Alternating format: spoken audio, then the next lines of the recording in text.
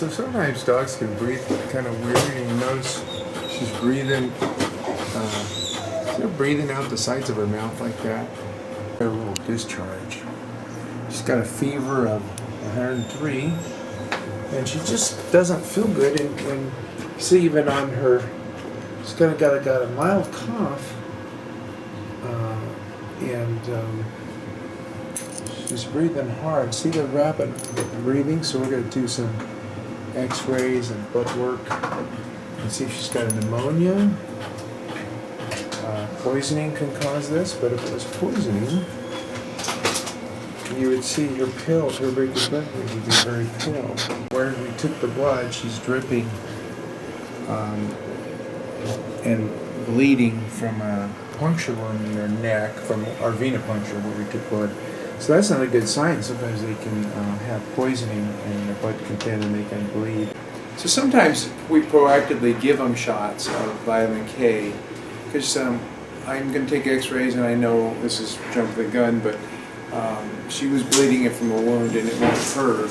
And we're going to try to test her blood. Sometimes we can't get the results right away. She's dripping blood everywhere. So this is when I really appreciate my technicians and my in-house lab equipment.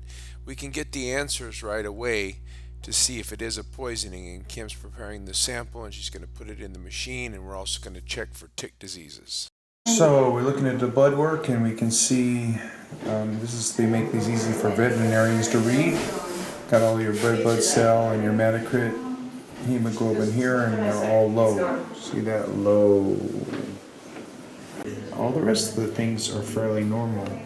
The glucose is just a touch high, but that's just stress. And the kidneys and liver, great.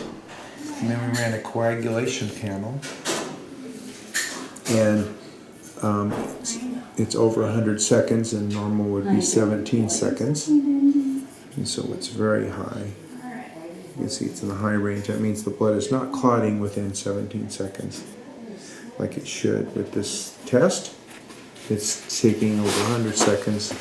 And so the blood is not clotting, so definitely this dog got a hold of poison. Easy. So she's very, very breathing very hard. And if you look at her chest x-ray, it should be nice and black in these areas. You see, all these areas are very, very gray, and there should be more black, like the oxygen in the air is up there. And the windpipe's got oxygen in it. The bronchi have the oxygen in it. And this area has a lot of, she's oozing blood from her lungs that get into her chest. So now we're taking blood from this dog so we can get a blood transfusion. So we're going to put the catheter right in the vein. Still going? Yep. We just now reached the bag.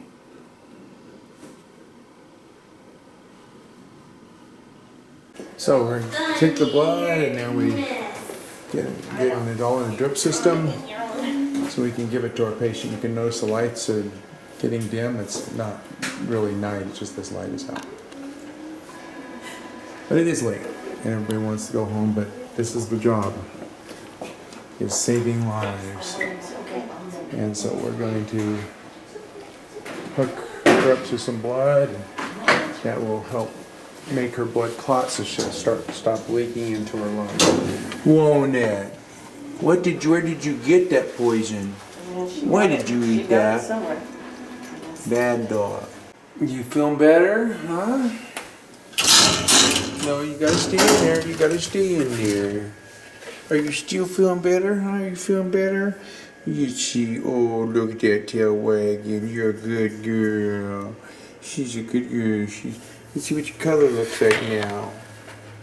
Oh, well, it's still a little pale, but you gotta be careful because sometimes you push too hard on the gums and they can look pale, and because sometimes in the light they look a little pale, but actually they look a lot better than they did when she came in. See how the nice red color is? That's what we want. Huh? Yeah, you're still coughing because that stupid blood in your lungs.